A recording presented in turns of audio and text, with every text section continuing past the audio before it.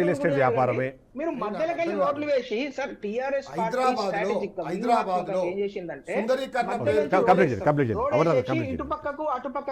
అటుపక్కకు ఏదో సుందరీకరణ చేసి అని చెప్పేసి ఇటు పక్కన మొత్తము రియల్ ఎస్టేట్ వాళ్ళకి సెటిల్మెంట్లు చేసేసారు. మీరు ఎవరైనా అడగండి, అక్కడికి వెళ్ళి ఏ ఒక్క వ్యక్తిని అడిగినా ఆ ఏరియాలో బతుకుతున్న వాళ్ళను 10 సంవత్సరాలు 15 సంవత్సరాల నుంచి వాళ్ళు క్లియర్ గా మీకు చెప్తారు. నేనేమంటున్నానంటే ఆ తప్పుడు సాంప్రదాయాలను అదే విధంగా కొనసాగించకండి. కాంగ్రెస్ మిత్రులకు అక్కడి నుంచే స్టార్ట్ చేస్తాము. చిత్తశుద్ధి ఉంటే మీరు వేరే మార్గాన్ని ఎంచుకోండి, మంచి మార్గాన్ని ఎంచుకోండి, ప్రజలకు మేలు చేయండి. రామూర్తి గారు వీళ్ళు ఈ 10 సంవత్సరాల గురించి మాట్లాడుతున్నారండి. అవి ఏర్పడ్డాయి దాదాపు 70 సంవత్సరాలు.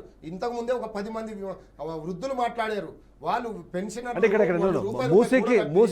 మూసీకి ఇతరత్ర వాటికి మనం కనెక్షన్ పెట్టదు. ఎందుకంటే మూసీకి సంబంధించి మూసీకి పక్కన పెడతాం. ఎస్టీపీలను కంప్లీట్ చేసింది 90% కంప్లీట్ చేసింది బీఆర్ఎస్ ప్రభుత్వము. 16 బ్రిడ్జీలు మూసి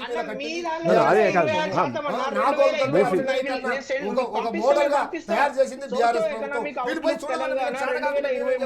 ఓవైపు సుందరీకరణ పేరుతో అభివృద్ధి చేశారు, మరోవైపు రియల్ ఎస్టేట్ వ్యాపారం చేశారు.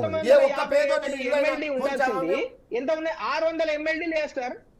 మీరు ఒకసారి వచ్చి చూడండి, నాగోల్ దగ్గర బీఆర్ఎస్ పార్టీ చేసిన సుందరీకరణ ఒకసారి చూడండి, చూసి మాట్లాడండి. మీ ఎంపీనే ఉన్నారు కదా, కిషన్ రెడ్డి గారిని అడగండి. కాబట్టి మీరు చేయాల్సింది సుందరీకరణ పేరు మీద వాళ్ళకు లక్షల కోట్లు. ఇప్పుడు 2400 కిలోమీటర్లు చేయడానికి వాళ్ళకు 40,000 కోట్లు అయితే వీళ్ళు ఒక 55 కిలోమీటర్లు చేయడానికి 150,000 కోట్లు ఎందుకైతే అని ఎప్పుడైనా మీ బీజేపీ ఎంపీలు ఒక మాటను అడిగారా? దాని మీద కనీసం ఒక మాటను ఒక ప్రెస్ మీట్ అన్న మీ ఎంపీలు పెట్టారా? మీ పార్టీ పెట్టిందా? పెట్టరు. ఎందుకంటే వాళ్ళకి చక్కబదిన చేయడమే వీళ్ళ పని. రైట్. ఇవాళ బీజేపీ 24 గంటలు ధర్నా చేస్తుంది. అంటే కేవలం ఈ హైడ్రా అనేది ఒకటే కాదు, రైతులకు సంబంధించి కూడా, లేకపోతే సామాన్య ప్రజలందరికీ అవసరమైన చాలా పథకాలకు సంబంధించి ప్రభుత్వం స్పందించాలని చెప్పేసి. అమర్నాథ్ గారు దాని గురించి మాట్లాడండి. ఇప్పుడు సార్ విషయం ఏంటంటే హైడ్రా వచ్చి హైడ్రామా చేసి ప్రజల యొక్క దృష్టిని మరుస్తున్నది అనేది భారతీయ జనతా పార్టీ అనుకుంటున్నది. ఎందుకంటే ఈ రోజు ఇప్పుడు అక్టోబర్ నెలకు వచ్చేసినాం మనం. అక్టోబర్ నెలలో ఏమొస్తాయి? వరి వస్తుంది. వరి వచ్చినప్పుడు ఇప్పుడు వరి కోతలు స్టార్ట్ అయితే వరికి 500 రూపాయలు రైతు భరోసా ఇవన్నీ ఇవ్వాలి. ఉత్తమ్ కుమార్ రెడ్డి మొన్న ప్రెస్ మీట్ పెట్టి ఏం చెప్తున్నాడు ఆయన? 500 రూపాయలు ఇవ్వడానికి మేము కార్యాచరణ ప్రణాళిక రూపొందిస్తున్నామని చెప్పి. ఇంకా ఎన్ని సంవత్సరాలు రూపొందిస్తారు కార్యాచరణ ప్రణాళిక? 500 రూపాయలు ఇస్తామని చెప్పారు. ఫస్ట్ లో మొత్తం అందరి రైతులకు 500 రూపాయలు బోనస్ ఇస్తా అని చెప్పారు. తర్వాత వచ్చి ఏం చెప్పారు? ఓన్లీ సన్నాలు పండించిన వాళ్ళకే ఇస్తా అన్నారు. తర్వాత వచ్చి ఏం చెప్పారు? మేము ఐడెంటిఫై చేస్తాము, వాళ్ళకు మాత్రమే ఇస్తామని చెప్పారు. ఏంది మాటలు ఏంది, కథ ఏంది? ఫస్ట్ రైతులకు అన్యాయం జరుగుతున్నది ఈరోజు తెలంగాణలో. ఫస్ట్ బోనస్ ప్రకటించారు కాంగ్రెస్ పార్టీ, బోనస్ ప్రకటించి వాళ్ళు వచ్చారు. అధికారంలోకి వచ్చిన కాంగ్రెస్ పార్టీ బోనస్ ఎందుకు 15,000 రూపాయలు ఎక్కడికి వెళ్ళినాయి? ఇప్పటి వరకు రైతు కూలీలను ఐడెంటిఫై చేయలేదు. రైతు కూలీలను ఎవరు ఐడెంటిఫై చేయాలి? ప్రభుత్వం ఐడెంటిఫై చేస్తుందా లేకుంటే బీజేపీ పార్టీ ఐడెంటిఫై చేస్తుందా?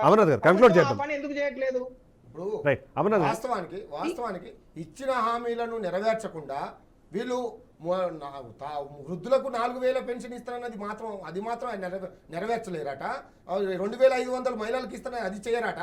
కానీ 150,000 కోట్లు మాత్రం పెట్టి సుందరీకరణ చేస్తామని ఒక దుర్మార్గమైన.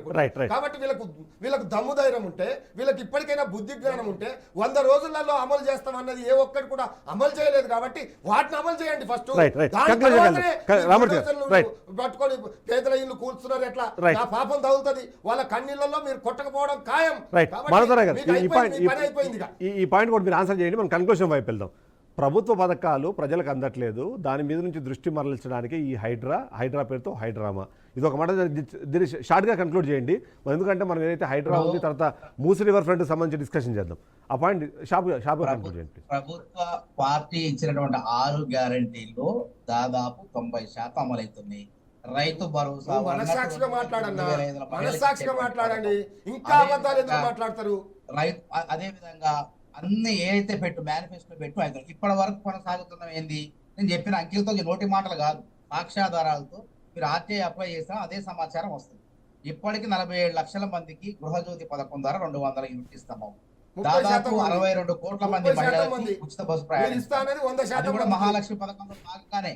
అదే వీళ్ళు అన్నట్టు 2000 వాళ్ళు గతంలో రుణమాఫీ చేయలేకపోయిన వాళ్ళు, చేయలేని దాన్ని మేము ఇప్పటికీ 22,30,30,000 పైచీలు ఖాతాల్లో 18,000 కోట్లు వేసిన మొత్తం 31,000 కోట్లు మరి బడ్జెట్ 31 మరి కోట్లు, కేటాయించిన. 31 కోట్లు ఎటు పోయినాయి? అయితే 31,000 కోట్లు ఎటు పోయినాయి? అట్లా అంటే కాంగ్రెస్ ఎటు పార్టీ పోయినాయి? వాళ్ళు చేయలేకపోయారు. అందుకే అన్న డిస్కషన్ అనే వైపు ఎక్కువ వద్దు కానీ మనకి. మేము 3 సార్లలో చేయటం రుణమాఫీని చేసినాం. మిగతా సాంకేతిక కారణాలతో ఆగిపోయినటువంటి ఆధార్ కార్డులు తప్పులు దొరకటం, తర్వాత కుటుంబాన్ని గుర్తించే కార్యక్రమంలో వాటిని కూడా ఆ దసరా రైట్ లోపే రైట్ కంక్లూజన్ వెళ్తాం మనం.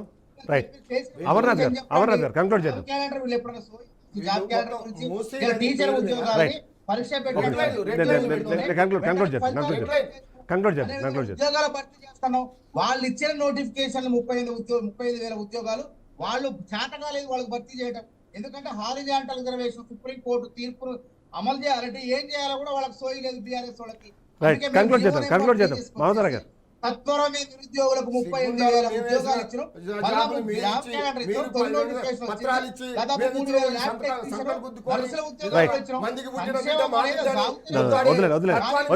ఫైనల్ కంక్లూజన్ వెళ్దాం. అమర్నాథ్ గారు కంక్లూడ్ చేద్దాం. ఇవాళ వాళ్ళ అధికారంలో రావాలని వాళ్ళు కళ్ళగంటున్నారు. అమర్నాథ్ గారు రావాలంటే కాంగ్రెస్ పార్టీ అధికారంలోకి మానవతరాయ్ గారు రైట్ మానవతరాయ్ ఒక నిమిషం కంక్లూజన్కి వెళ్దాము. అమర్నాథ్ కంక్లూజన్కి వెళ్దాం. ఇప్పుడు మూసీ సుందరీకరణ ఈ దిగజారు రాజకీయాలు దయచేసి చేయకండి. అందరం కూడా సత్యాన్ని, ధర్మాన్ని, న్యాయాన్ని కాపాడదాం. ఈ వ్యవస్థ ఈ విధంగా ప్రతి ఒక్కళ్ళు అవినీతి చేసుకుంటా పోతే మనం మానవ మనగడే భారతదేశమే వ్యవస్థే ఉండదు, గుర్తుపెట్టుకోండి. రైట్ కంక్లూడ్ చేద్దాం. అమర్నాథ్ గారు కంక్లూడ్ చేద్దాం. మూసీ రివర్ పోరాటాలు చేయండి, అంతేగాని మేము మంచిగా డబుల్ బెడ్రూమ్లు ఇస్తాం వాళ్ళకి ఇచ్చిన తర్వాతనే మూసి సుందరీకరణ చేపడతాం అంటారు. ఇంకేమన్నారు? ఎస్టీపీలు అంటున్నారు. అయ్యే రామ్మూర్తి గారు, ఎస్టీపీల వల్ల సంపూర్ణ మూసి సుందరీకరణ కాదండి. అవి నగరంలో నుంచి వచ్చే, పరిశ్రమల నుంచి వచ్చే, ఇళ్లలో నుంచి వచ్చే మురుగునీటిని మాత్రమే కొద్దిగా శుద్ధి చేయగలవు. కానీ సంపూర్ణ మూసి సుందరీకరణ జరగాలంటే తప్పకుండా ప్రాజెక్టు దాన్ని నిధులు కేటాయించాల్సిందే. నదీ పరివాహక ప్రాంతాల్లో ఉన్నటువంటి నదీ గర్భంలో, మరి నదీ పరివాహక ప్రాంతం కాదు, నదీ గర్భంలో ఉన్నటువంటి ఇళ్లను తప్పకుండా తొలగించాల్సిందే. దయచేసి ఒక నిర్మాణాత్మక ప్రతిపక్షంగా మాకు సహకరించండి. మనందరం తెలంగాణ రాష్ట్రాన్ని అభివృద్ధి చేద్దాం. ఒకప్పుడు సుందర నగరం కంక్లూజన్ అయిపోయిందాము.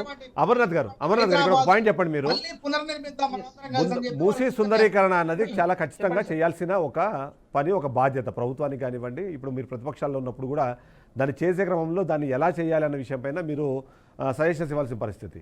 అది అనివార్యమైనప్పుడు ఎలా చేస్తే బాగుంటుంది, ప్రభుత్వానికి ఏం సూచనలు ఇవ్వాలంటారు, ఎట్లా ముందుకు వెళ్ళాలంటారు, దాని మీద సూచనలు ఇవ్వండి ప్లీజ్. అంటే మేము మొదటి నుంచి కూడా ఈ ప్రభుత్వాన్ని రిక్వెస్ట్ చేసేది, హెచ్చరించేది ఏంటంటే, ఫస్ట్ ఎవరైతే ఇప్పుడు మీరు హైదరాబాద్లను సార్ రాత్రి 11 గంటలకు 3 గంటలకు వాళ్ళు భయపడకుండా నిద్ర పోవట్లేదు సార్. ఫస్ట్ వాళ్ళందరికీ ఒక ఎన్ఓసి ఇవ్వండి. మీరు ఎన్ఓసి ఇవ్వండి. దాన్ని ఎందుకు మీరు కన్సిడర్ చేయట్లేదు? ఆ సజెషన్ ఒక పేపరే కదా సార్. మీరు ఫలానా వాళ్ళందరికీ మీ ఇళ్లను మేము ముట్టుకోమని ఒక ఎన్ఓసి ఇవ్వండి. ఒక్క లైన్ రాసి. హైడ్రాకి అధికారం లేదా? రెండోది, ఇప్పుడు ఎవరైతే నేనేమంటున్నా అంటే 2014 కావచ్చు, 2004 కావచ్చు, 2008 కావచ్చు, మూసీకి హైడ్రాకి సంబంధం లేదు. ఆ రోజు ఎట్లా ఉన్నది, ఈ రోజు ఎట్లా ఉన్నది? మూసీకి హైడ్రాకి సంబంధం లేదు, క్లారిటీ ఇచ్చేసారు రంగనాథ్. మూసీ గురించి కాదు సార్ నేను అనేది. మిగతా చెరువులు 134 చెరువులు, గొలుసుకట్టు చెరువుల గురించే నేను మాట్లాడుతున్నాను. దాని గురించే రంగనాథ్ గారు నిన్న హైకోర్టులో మాట్లాడారు. వాటి గురించే నేను మాట్లాడుతున్నాను. వాటికి సంబంధించిన ఉపగ్రహ ఛాయాచిత్రాలను మీరు తీసుకొని ఒక శ్వేతపత్రం రిలీజ్ చేయండి. ఇప్పుడు అప్పుల గురించి శ్వేతపత్రం రిలీజ్ చేసారు, తర్వాత ఇరిగేషన్ గురించి శ్వేతపత్రం రిలీజ్ చేసారు. మరి దాని గురించి చేయడానికి ఏమున్నది? ఇప్పుడు చేసినప్పుడు నేను ఇంకొక మాట చెప్తాను సార్. నేను ఒక మాట చెప్తాను. ఇది కొంచెం డిబేటింగ్ అనిపించిన చాలా ఇంపార్టెంట్ విషయం. ఇప్పుడు ప్రజాపాలన, ప్రజా దర్బారు, ప్రజావాణి, ప్రజా కోసము, సంక్షేమం కోసము ఈ ప్రభుత్వం ఏర్పడ్డదని చెప్పుకుంటున్న మానవతరాయ్ గారు కావచ్చు, లేకుంటే కాంగ్రెస్ పార్టీ కావచ్చు, వీళ్ళు ప్రజాపాలన అనే ఒక డిపార్ట్మెంట్ ఎవరికి రిపోర్ట్ చేస్తుందో ఇప్పటి వరకు క్లారిటీ లేదు సార్. చిన్నారెడ్డి గారిని అక్కడ పెట్టారు. ఆ చిన్నారెడ్డి గారికి నాకు తెలిసి ఒక పిఏ వసతి కూడా ఇచ్చారో లేదో నాకు తెలియదు. ఇప్పటి వరకు ఒక్క మనిషిని కూడా ఆ డిపార్ట్మెంట్ లోకి జీవో రిలీజ్ చేయలేదు నాకు తెలిసినంత వరకు. రైట్. కానీ హైడ్రాకు మాత్రం 160 మందిని వెంటనే డిపార్ట్మెంట్ తయారు చేశారు. ఎందుకు? కూలగొట్టే వ్యవస్థకేమో అంత ఇంపార్టెన్స్ ఇస్తున్నారు. ఇక్కడ తయారు చేసే నిర్మాణాత్మక వ్యవస్థ ఏదైతే ప్రజాపాలన ఒక విభాగం ఏర్పడిందో, మరి దానికి ఆ విభాగం ఉన్నదా లేదా? చిన్నారెడ్డి గారిని పంపించేసిర్రా? మరి మీరు తెలుసుకోవాలి కదా. లాస్ట్ వీక్ వెళ్తే ఒక మనిషి లేడు సార్ ఒక పేపర్ తీసుకోవడానికి. ఒక మనిషి కూడా లేడు అక్కడ, ఒక ఆఫీసర్ లేడు, ఎవ్వరు లేరు. మేము వెళ్ళి ఫొటోస్ తీసుకుంటే వాళ్ళు వచ్చి ఆపి పోలీసులు మమ్మల్ని బయట పంపించేసారు. ఇది అక్కడ పద్ధతి. రైట్ నేను రైట్ ఛాలెంజ్ చేసి చెప్తున్నా Right. మానవతరాయ్ Fine. గారికి, మీరు వెళ్ళండి ఒక్కసారి అక్కడికి ప్రజాపాలన భవన్ కు. ఇప్పుడు Yes, yes. ప్రజాపాలన భవన్ పదేళ్ళ దరఖాస్తులు మీకు లాస్ట్ అవకాశం ఇస్తాను. లాస్ట్ కన్క్లూషన్ మీరే ఇద్దరు. పదేళ్ళ రామూర్తి BRS ప్రభుత్వంలో ఇన్నారెడ్డి గారి ఒక నిమిషం, శాఖ ఒక నిమిషం, వారిది అన్నట్టు ప్లానింగ్ ఆగాలి. కమిషన్, ఒక నిమిషం. ప్రణాళిక సంఘం వారు. BRS పార్టీ హైడ్రా అనేది ప్రభుత్వంలో విపత్తుల నిర్వహణ. విపత్తు అనేది ఎటు నుంచి వచ్చిందో ఎప్పుడు వచ్చిందో తెలియదు. దానికి ఎప్పుడు కూడా అప్రమత్తంగా మంది మార్బలం ఉండాలి. దయచేసి ఇది గ్రహించండి. మనం ఏదో విమర్శించాలా అని చెప్పి కాంగ్రెస్ పార్టీ మీద మాట్లాడాలి. కాదు, NDRF ఉంది కదండి దానికోసం. ప్రణాళిక సంఘం వేరు. No, no, no. ఇది వేరు. కాదు, మానవతరాయ్ గారు, మానవతరాయ్ గారు. ఎప్పుడైనా సరే ఇప్పుడు ఎన్డీఆర్ఎఫ్ ఆల్రెడీ ఉంది. హైడ్రాకి హైడ్రా అనేది నోడల్ ఏజెన్సీ కదా. సుప్రీంకోర్టు మార్గదర్శకాలను అనుసరించే మొన్న చెప్పిన సుప్రీంకోర్టు, అంతకుముందు చెప్పింది మొన్న చెప్పిన సుప్రీంకోర్టు మార్గదర్శకాల గురించే మాట్లాడతాం తప్ప, పనిచేస్తాం తప్ప సొంతగా చేయట్లేదు. రంగనాథ్ గారికి అవసరం లేదు. కాబట్టి కంక్లూడ్ చేద్దాం. మానవతరాయ్ గారు ఒక నిమిషం. దయచేసి ప్రతిపక్షాలు సహకరించండి. Right. వాళ్ళని రెచ్చగొట్టి బీఆర్ఎస్ పార్టీ అయితే తెలంగాణ ఉద్యమంలో శవరాజకీయాలు చేసింది. మళ్ళీ మొన్న ఈ మధ్య నిరుద్యోగుల విషయంలో శవరాజకీయాలు చేయాలని చూస్తుంది. మళ్ళీ ఇప్పుడు మూసీ పరివాహక ప్రాంతాల్లో చచ్చిపోతే టీఆర్ఎస్ కండవ కప్పుకొని రాజకీయం చేయాలనుకోవటం దిగజాడు రాజకీయం. దయచేసి మనుషులు రామూర్తి గారు లాస్ట్ పాయింట్ రామూర్తి గారు. భవిష్యత్ తరాలకు హైదరాబాద్ ఈ భారతదేశంలో ప్రపంచంలో గొప్ప పేరున్న హైదరాబాద్ యొక్క అభివృద్ధిని వికాసం నిర్మించడం కూలగొడుతున్నారు. హైదరాబాద్ లాస్ట్ పాయింట్ మీరు మాట్లాడారు. ఒక నిమిషం లాస్ట్ పాయింట్ మీరు. రియల్ ఎస్టేట్ మొత్తం కుప్పకూలిపోయింది. అభివృద్ధి మొత్తం అంటడుకుపోయింది. ప్రజలు వణికిపోతున్నారు. వీళ్ళు చేసి బీఆర్ఎస్ పార్టీను అభివృద్ధి చేసి వికాసం లాస్ట్ పాయింట్ చెప్పండి. మూసీ సుందరీకరణ అనివార్యమైనప్పుడు ప్రభుత్వం ఎట్లా వ్యవహరించాలి ఆ పాయింట్ మీరు చెప్పండి. రామూర్తి గారు మాట్లాడారు. ఒక నిమిషం ప్లీజ్. ఒక నిమిషం వీళ్ళు రెడ్ లైన్లు పెడుతున్నారు. రెడ్ లైన్ కాదు, కాంగ్రెస్ పార్టీ రెడ్ లైన్ పెట్టారు. రెడ్ లైన్ పెట్టి సూచనలు వాళ్ళ ఇల్లు పూర్తి చేస్తామని రైట్ ఇప్పటికైనా ఒక శ్వేతపత్రం విడుదల చేయండి. ఎంతవరకు పోతున్నాయి, ఎన్ని ఇల్లు పోతున్నాయి, వాళ్ళకి ఎప్పటి వరకు పునరావాసం ఇస్తాము, వాళ్ళకి ఎప్పటి వరకు ఇల్లు నిర్మిస్తారు, వాళ్ళకు నిజంగా అలాంటి వాళ్ళకు పర్మిషన్ ఇచ్చిన అధికారులను అరెస్ట్ చేసినా, వాళ్ళ మీద చర్యలు తీసుకున్నా, వాళ్ళు లక్షలు పెట్టి కోట్లు పెట్టి కట్టుకున్న ఇళ్లకు మీరు ఏం నష్టపోయారు? ఇవన్నీ లేకుండా చేస్తే అభాస్పాలైపోయి ఆల్రెడీ అయిపోయింది పని. ఇప్పటికే ప్రజలు తిరగబడుతున్నారు. కాలనీలకు పోతే ఎదురు కొట్టే పరిస్థితి ఇప్పుడు ప్రజలు ఏర్పడదు. కాబట్టి మేము సపోర్ట్ గా ఉంటాం. ఖచ్చితంగా ఎవరైతే పేద ప్రజలు నష్టపోతున్నారో వాళ్ళకు అండగా బీఆర్ఎస్ పార్టీ నిలబడుతుంది. పోరాటం ఉంటుందని ఈ సందర్భంగా మానవతరాయ్ గారు ఎవరు డిస్టర్బ్ చేయకండి. Last point. జాగ్రత్తగా ఉంటారు, తప్పులు చేయరు. గుర్తు పెట్టుకోండి. చెరువుల్లో కుంటలు తాత్కాలికమైన నిర్మాణాలు వేసుకొని వ్యాపారాలు చేస్తుంటేనే అట్లాంటి వాళ్ళకి కూల్చుతున్నారు. అది అర్థం చేసుకోండి. వాళ్ళ ఆవేదన మధ్యకున్న వాళ్ళ ఆవేదన కూడా మేము అర్థం చేసుకుంటున్నాం. కానీ తప్పని మంచి చేయాలంటే మానవతరాయ్ గారు మిమ్మల్ని ఎవరు డిస్టర్బ్ చేయరు. Last question right 1 second. మానవతరాయ్ గారు కూడా కలిసి పనిచేయాలి, అధికార పార్టీ కలిసి పనిచేయాలని చెప్పి నేను కోరుతాను. రైట్ లాస్ట్ పాయింట్ మీరు మాట్లాడండి. మీరు ప్లీజ్ ఇద్దరు డిస్టర్బ్ చేయకండి. ఇక్కడ 2-3 ప్రశ్నలు, ఆ 2-3 ప్రశ్నలు మీరు సమాధానం చెప్పాలి. మొదటిది, ఇప్పటికే 150 కోట్లకు సంబంధించిన ఒక స్కామ్కి ఇది మొత్తం అంతా ప్రారంభమని మాట్లాడుతున్నారు. దానికి ఒక సమాధానం చెప్పాలి మీరు. రెండోది, హైకోర్టు కూడా ప్రశ్నించింది. అవగాహన కల్పించడంలో ప్రజలకు మీరు విఫలమవుతున్నారు. ఆ అవగాహన కల్పించే క్రమంలో మీరు తీసుకోబోతున్న చర్యలు ఏంటి? ఎందుకంటే ప్రతి ఒక్కరు భయపడుతున్న నేపథ్యం మనకు కనిపిస్తుంది కాబట్టి మీరు ఏం చేయబోతున్నారు? ఈ 2 పాయింట్స్ మీరు సమాధానం చెప్పి కన్క్లూడ్ చేయండి ప్లీజ్. 150,000 కోట్లు అసలు కేటాయించారా చెప్పండి. ఇంకా దాని నిర్మాణమే కాలేదు. మొన్న వాళ్ళ నాయకుడే టీఆర్ఎస్ నాయకు కందాల ఉపేంద్ర రెడ్డి గారు వాళ్ళకి గడ్డి పెట్టినా వాళ్ళకి మారట్లే, బుద్ధి రావట్లేదు.